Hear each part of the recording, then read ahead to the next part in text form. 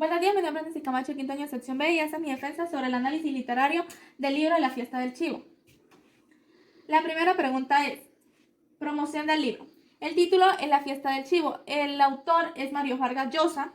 El género es novela, novela de ficción, novela del dictador, ficción histórica y ficción política. El año que fue publicada fue en el 2000, acá está el libro. La novela se centra en la figura histórica de Rafael Leónidas Trujillo y en República Dominicana desde 1930 hasta 1961, que fue el año en que asesinaron al dictador. Se caracteriza por tres historias, las cuales están dentro de esa novela, que son: la primera habla de Urina Cabral, la hija de Agustín Cabral, un político muy importante trujillista. La segunda habla de Leónidas Trujillo, el mismo dictador, y su vida. Y la tercera de los conspiradores que asesinaron a Leónidas Trujillo.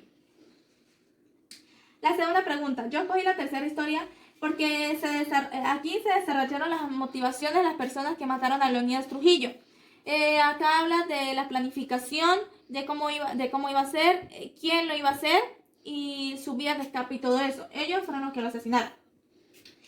Muchos de ellos, varios de ellos, pertenecían al gobierno de Trujillo y otros al círculo íntimo de Trujillo.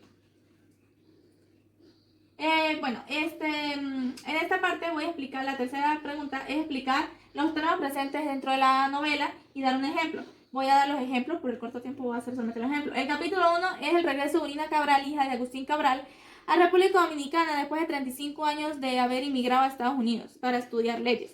El segundo capítulo es de la rutina del dictador Leónidas Trujillo, de sus recuerdos cuando empezó su carrera y sobre el desprecio que sentía hacia su familia y sus hijos. El tercer capítulo es cuando se reunieron los conspiradores en un lugar para supuestamente por donde supuestamente pasaría el automóvil en el cual iban a asesinar a Trujillo. En el capítulo 4 visita a Urina Cabral, visita a su padre inválido al centro hogar. En el capítulo 5, el Servicio de Inteligencia Militar advierte a Trujillo que hay sospechas de un intento de homicidio contra él.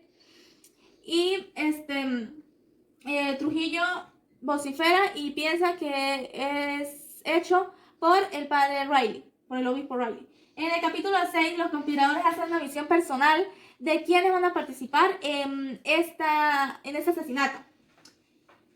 En el capítulo 7, Urina tiene una conversación con su padre y le reprocha todo lo que le ha hecho pasar gracias a él ser un político trujillista y lo que están haciendo los hijos de Trujillo contra las jovencitas en su época. El capítulo 9 es de Henry Chirinos, que es el que lleva las finanzas de la familia Trujillo.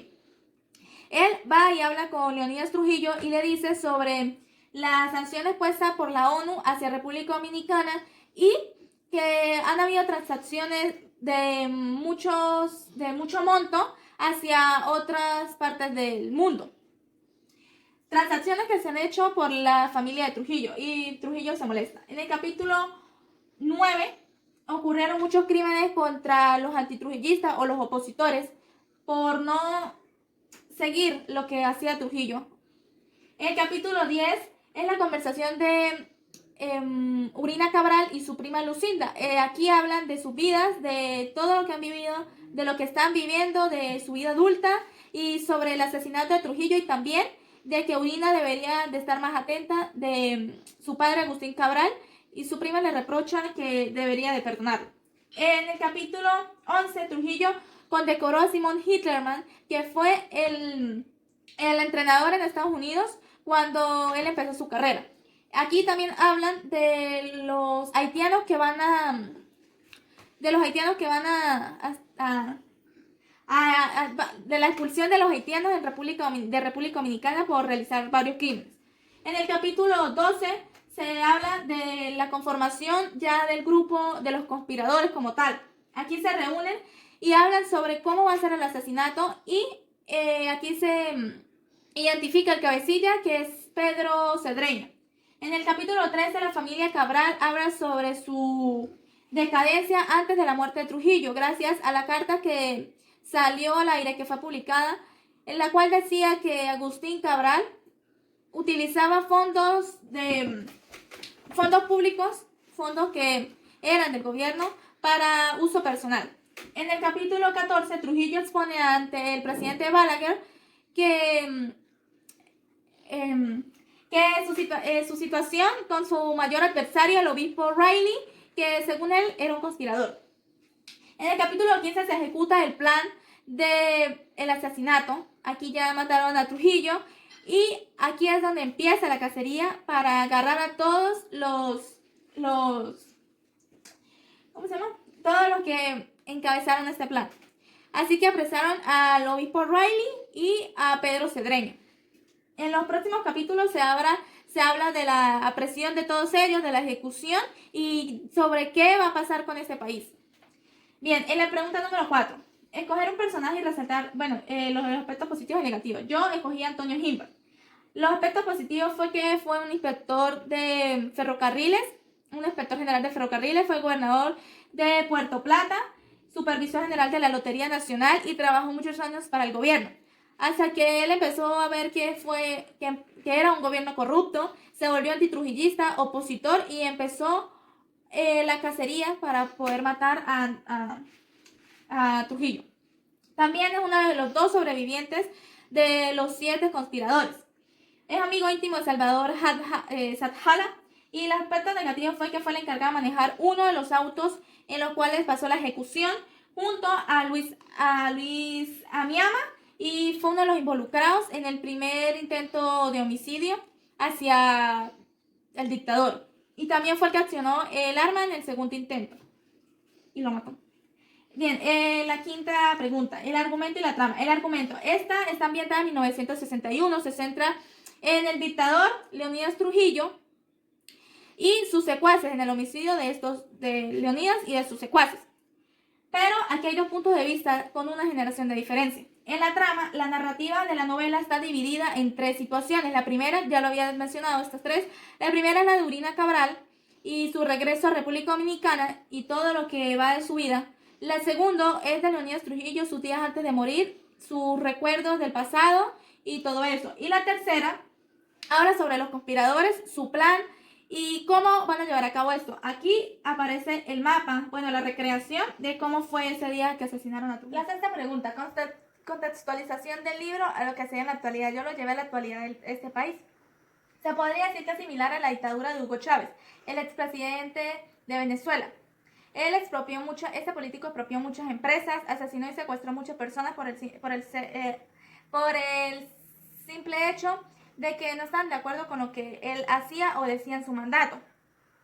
Rompió muchas leyes y reformuló varias veces la Constitución, sin contar lo que hacía con la moneda venezolana.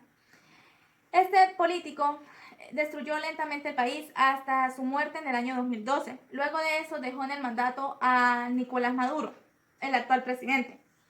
Este terminó de destruir el país, haciendo que muchos venezolanos, la mayoría, inmigrara a otros países, más que todo a los continentes de Europa, Norteamérica y Latinoamérica. Él sacó a las calles a la Fuerza Armada para que apresaran y maltrataran a los venezolanos que estaban protestando porque no hay calidad de vida en este país, por no haber trabajo, estudio y comida.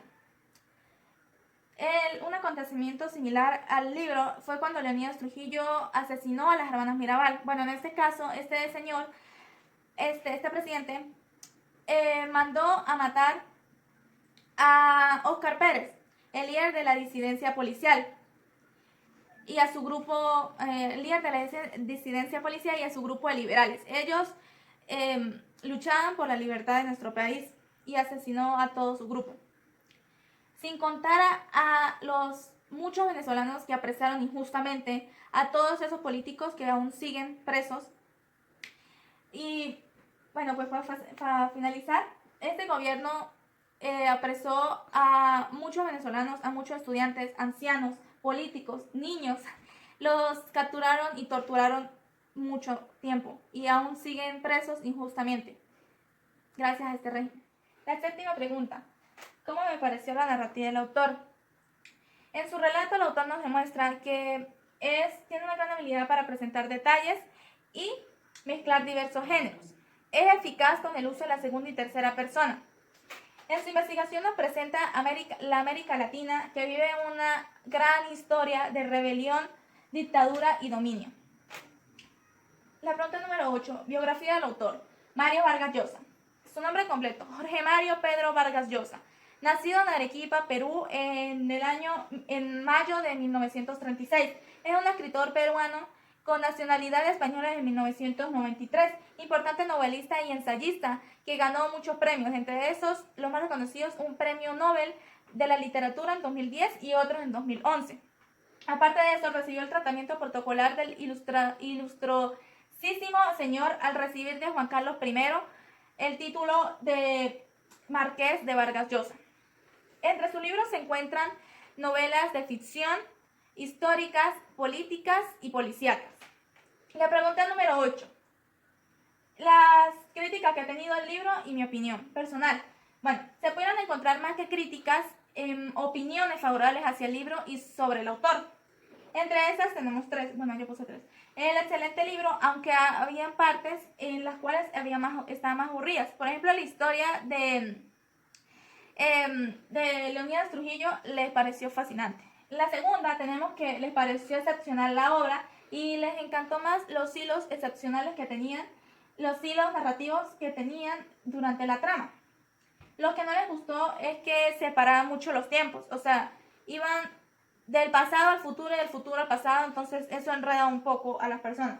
Y por último tenemos que era una buena novela y les gustó más el donde estaba la tercera historia, que fue la que acabo de explicar. Les gustó mucho el objetivo de la historia y les enganchó porque es muy a la realidad de lo que pasa y pasó en muchos países de Latinoamérica. Mi opinión personal, me parece una historia real, me parece que en detalle las situaciones es lo que sucede en muchos países de América del Sur. Con algunas dictaduras que existen o han existido gobernantes crueles de civiles y militares sumisos, arrogantes y perversos que sostienen al pueblo a la fuerza para que obedezcan y aplaudan y exalten todo lo que hacen y sus pensamientos fracasados, como lo vimos día a día aquí. Bueno, a mí me pareció que este libro es una obra fácil de interpretar, analizar y de sacar conclusiones en toda su trama, alrededor de su trama. Me gustó mucho. Y bueno, aquí para finalizar tenemos las preguntas, los indicadores y terminó. Gracias.